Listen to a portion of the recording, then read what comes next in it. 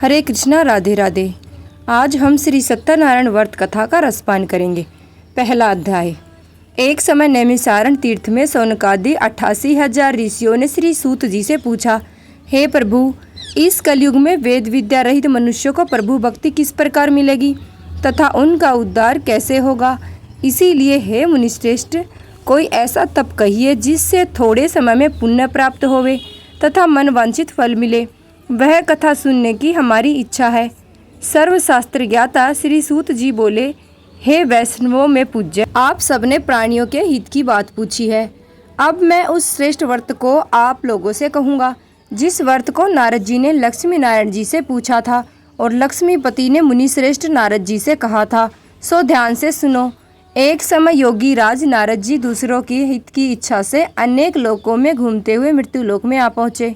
यहाँ अनेक योनियों में जन्मे प्राय सभी मनुष्यों को अपने कर्मों द्वारा अनेक दुखों से पीड़ित देख कर सोचा, किस यत्न के करने से निश्चय ही प्राणियों के दुखों का नाश हो सकेगा। ऐसा मन में सोचकर विष्णु लोक को गए। वहाँ श्वेत वर्ण और 4 भुजाओं वाले देवों के देव ईश्वर नारायण को देखा, जिनके हाथ में शंख, चक्र, गदा और पद्म थे तथा वरमाला पहने हुए थे। स्तुति करने लगे, हे भगवान, आप अत्यंत शक्ति से संपन्न हैं। मन तथा वाणी भी आपको नहीं पा सकती। आपका आदि मध्य अंत नहीं है। निर्गुण स्वरूप सृष्टि के आदि भूति और भक्तों के दुखों को नष्ट करने वाले हो। आपको मेरा नमस्कार है। नारद जी द्वारा इस प्रकार की स्तुति सुनकर विष्णु भगवान बोले, हे मुनिश्रेष्ठ, आपके मन में क्या है? आपका किस काम के लिए आगमन हुआ है? निसंकोच कहो। तब नारद मुनि बोले, मृत्यु लोक में सब मनुष्य जो अनेक योनियों में पैदा हुए हैं अपने अपने कर्मों के द्वारा अनेक प्रकार के दुखों से दुखी हो रहे हैं। हे नाथ, मुझ पर दया रखते हो तो बतलाइए कि उन मनुष्यों के सब दुख थोड़े ही प्रयत्न से कैसे दूर हो सकते हैं। श्री भगवान जी बोले, हे नारद, मनुष्यों की भलाई के लिए तुमने बहुत ही अच्छी बात पूछी है। जिस काम के करने से मनुष्य मोह से छूट जाता है वह मैं तुमसे कहता हूँ, सुनो। बहुत पुण्य देने वाला स्वर्ग तथा मृत्यु लोक दोनों में दुर्लभ एक उत्तम व्रत है। आज मैं प्रेमवश होकर तुमसे कहता हूँ। सत्यनारायण का यह व्रत अच्छी तरह विधि पूर्वक करके मनुष्य आयु प्रयत्न यहाँ सुख भोग कर मरने पर मोक्ष को प्राप्त होता है। श्री भगवान के वचन सुनकर नारद मुनि बोले कि उस व्रत का फल क्या है, क्या विधान है और किसने यह व्रत किया है और किस दिन यह व्रत करना चाहिए, विस्तार से कहिए। भगवान बोले, दुख शोक आदि को दूर करने वाला, धन धान्य को बढ़ाने वाला, सौभाग्य तथा संतान को देने वाला, यह व्रत सब स्थानों पर विजय करने वाला है।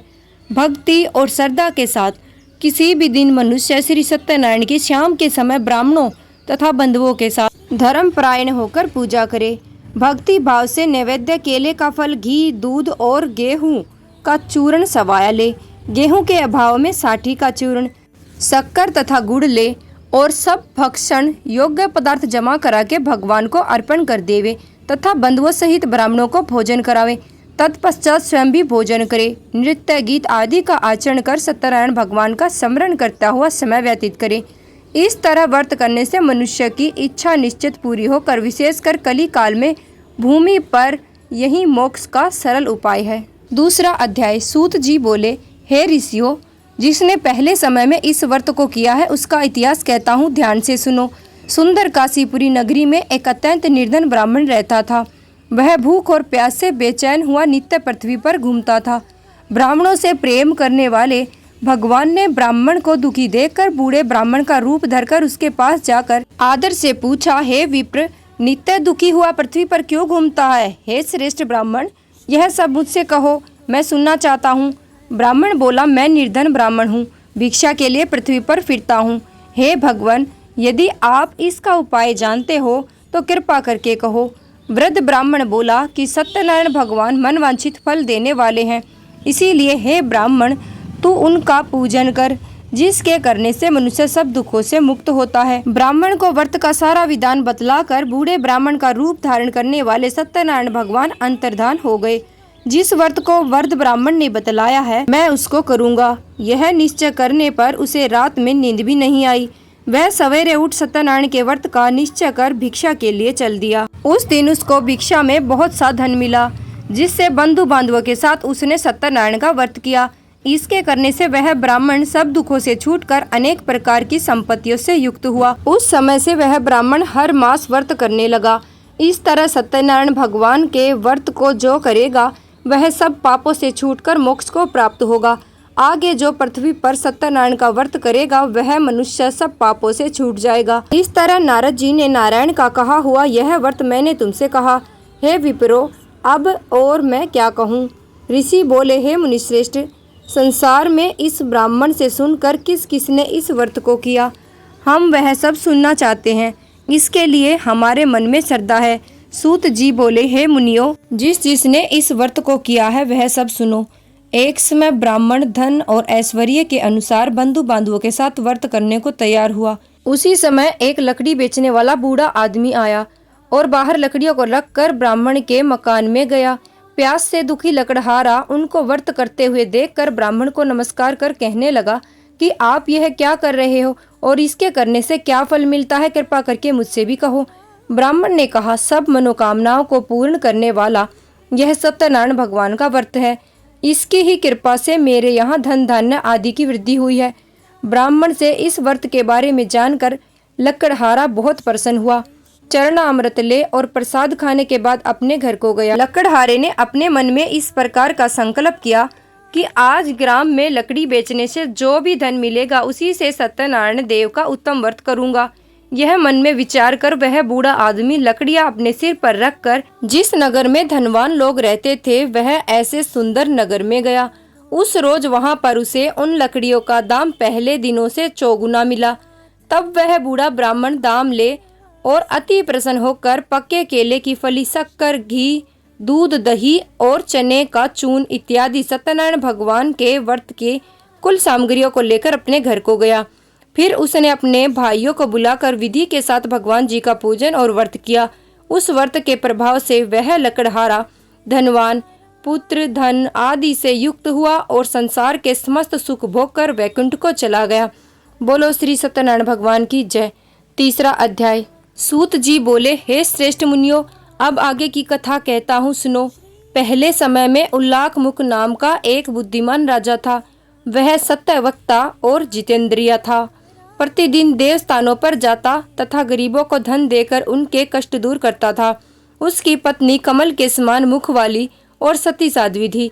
भद्रशिला नदी के तट पर उन दोनों ने श्री सत्यनारायण का व्रत किया।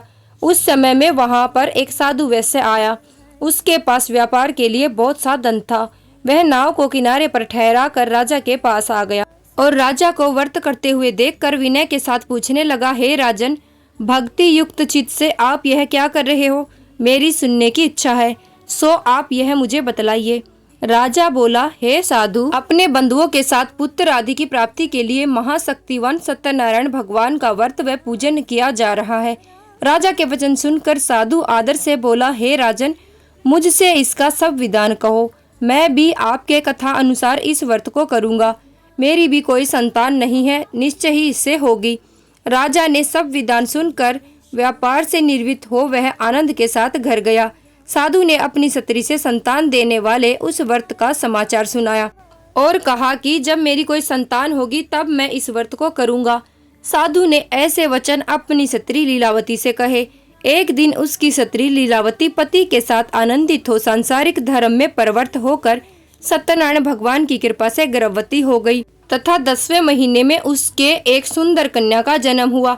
दिनों दिन वह इस तरह बढ़ने लगी जैसे शुक्ल पक्ष का चंद्रमा बढ़ता है। कन्या का नाम कलावती रखा गया। अब लीलावती ने मीठे शब्दों में अपने पति से कहा कि जो आपने संकल्प किया था कि भगवान का व्रत करूंगा, अब आप उसे करिए।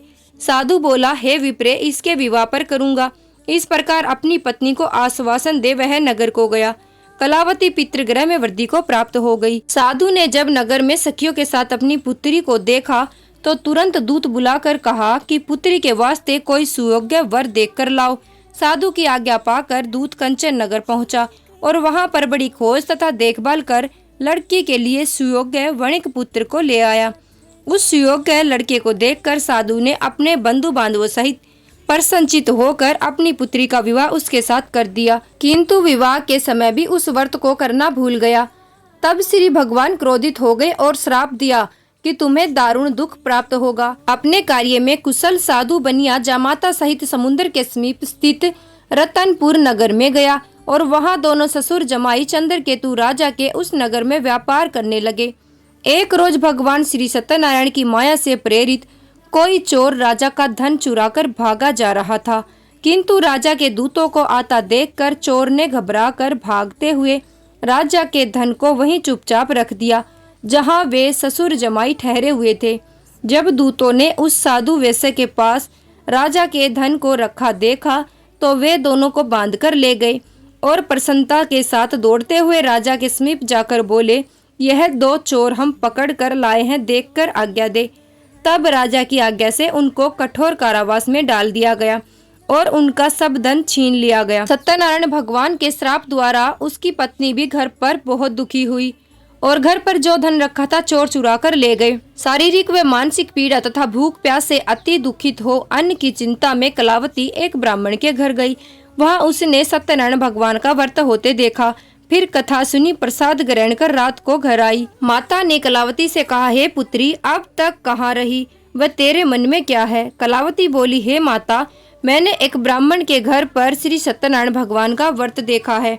कन्या के वचन सुनकर लीलावती भगवान के पूजन की तैयारी करने लगी। लीलावती ने परिवार और बंधुओं सहित श्री सत्यनारायण भगवान का पूजन किया और मांगा कि मेरे पति और दामाद शीघ्र आ जावे। साथ ही प्रार्थना की कि हम सब का अपराध क्षमा करें। सत्यनारायण भगवान इस व्रत से संतुष्ट हो गए और राजा चंद्रकेतु को स्वप्न में दर्शन देकर कहा, हे राजन, दोनों वैश्यों को प्रातः ही छोड़ दो और उनका सब धन जो तुमने ग्रहण किया है वो दे दो, नहीं तो मैं तेरा धन, राज्य, पुत्र आदि सब नष्ट कर दूंगा। राजा के ऐसे वचन सुनकर भगवान अंतर्धान हो गए। प्रातःकाल राजा चंद्रकेतु ने सभा में अपना स्वप्न सुनाया। फिर दोनों वणिक पुत्रों को कैद से मुक्त कर सभा में बुलाया। दोनों ने आते ही राजा को नमस्कार किया।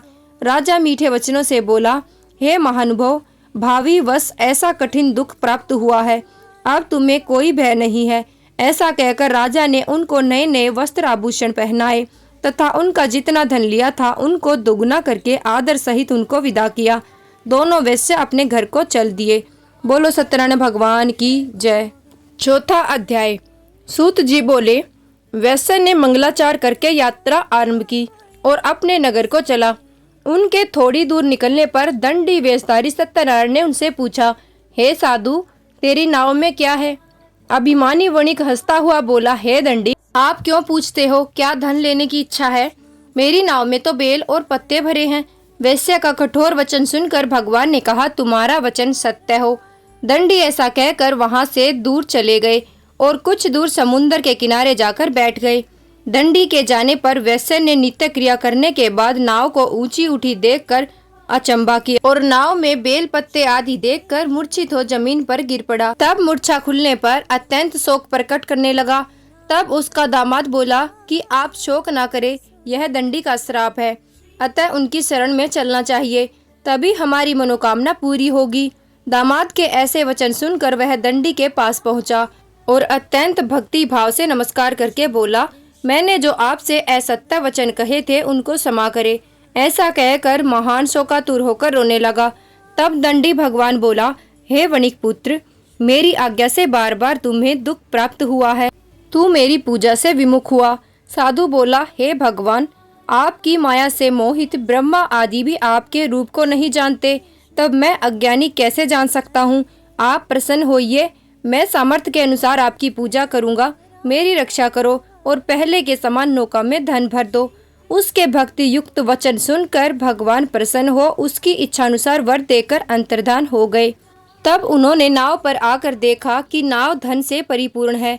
फिर वह भगवान सत्यनारायण का पूजन कर साथियों सहित अपने नगर को चला। अब अपने नगर के निकट पहुंचा, तब दूत को घर भेजा।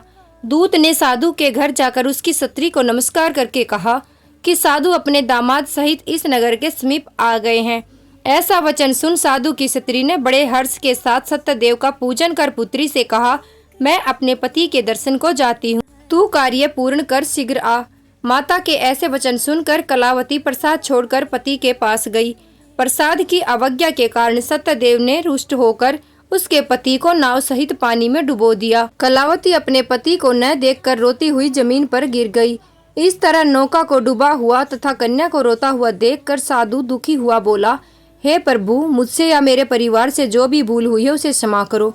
उसके दीन वचन सुनकर सत्यदेव प्रसन्न हो गए और आकाशवाणी हुई कि हे साधु, तेरी कन्या मेरे प्रसाद को छोड़कर आई है, इसीलिए इसका पति अदृश्य हुआ है। यदि वह घर जाकर प्रसाद खाकर लौटे तो इसे पति अवश्य मिलेगा। ऐसी आकाशवाणी सुनकर कलावती ने घर पहुंचकर प्रसाद खाया, फिर आकर पति के दर्शन किए। तत्पश्चात साधु ने बंधु बांधवों सहित सत्यदेव का विधि पूर्वक पूजन किया। उस दिन से वह पूर्णिमा को सत्यनारायण का पूजन करने लगा। फिर इस लोक का सुख भोग कर अंत में स्वर्गलोक को गया। बोलो सत्यनारायण भगवान की जय। 5वां अध्याय। सूत जी बोले, हे ऋषियों, मैं और भी कथा कहता हूँ, सुनो। प्रजा पालन में लीन तुंगध्वज नाम का एक राजा था। उसने भी भगवान का प्रसाद त्याग कर बहुत दुख पाया। एक समय वन में जाकर वन्य पशुओं को मारकर बड़ के पेड़ के नीचे आया। वहां उसने ग्वालों को भक्ति भाव से बंधुओं सहित सत्यनारायण भगवान का पूजन करते देखा। राजा देखकर भी अभिमानवश वहां पर नहीं गया और न ही नमस्कार किया। तब ग्वालों ने भगवान का प्रसाद उसके सामने रखा तो वह प्रसाद को त्याग कर अपनी सुंदर नगरी में चला गया। वहीं उसने सब कुछ नष्ट पाया तो वह जान गया कि यह सब भगवान ने किया है। तब वह विश्वास कर ग्वालों के समीप गया और विधि पूर्वक पूजन कर प्रसाद खाया तो सत्यदेव की कृपा से सब पहले जैसा हो गया। फिर दीर्घ काल तक सुख भोग कर मरने पर स्वर्गलोक को गया। जो मनुष्य इस परम दुर्लभ व्रत को करेगा, भगवान की कृपा से उसे धन धान्य की प्राप्ति होगी। निर्धन धनी और बंदी बंधन से मुक्त होकर निर्भय हो जाता है। संतानहीनों को संतान प्राप्ति होती है तथा सब मनोरथ पूर्ण होकर अंत में वैकुंठ धाम को जाता है। जिन्होंने पहले इस व्रत को किया, अब उनके दूसरे जन्म की कथा कहता हूँ। वृद्ध सतानंद ब्राह्मण ने सुदामा का जन्म लेकर मोक्ष को पाया। उल्लाखमुख नाम का राजा दशरथ होकर वैकुंठ को प्राप्त हुआ। साधु नाम के वैश्य ने मोर ध्वज बनकर अपने पुत्र को आरे से चीरकर मोक्ष को प्राप्त किया। महाराज तुंगध्वज ने स्वयं भू होकर भगवान में भक्ति युक्त कर्म कर मोक्ष को प्राप्त किया। बोलो सत्यनारायण भगवान की जय।